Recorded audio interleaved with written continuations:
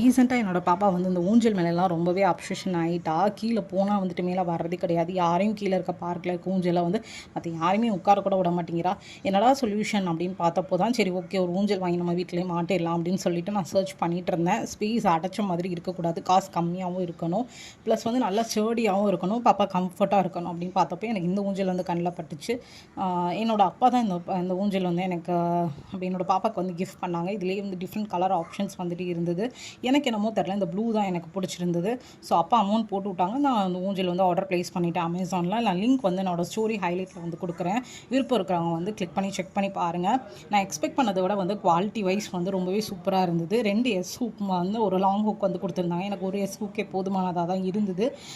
நம்ம வேணும்னா வந்து இன்னும் வந்து ஹைட் கொஞ்சம் வந்து நம்மளோட கம்ஃபர்ட்டுக்கு ஏற்ற மாதிரி வந்து கம்மி பண்ணிக்கலாம்.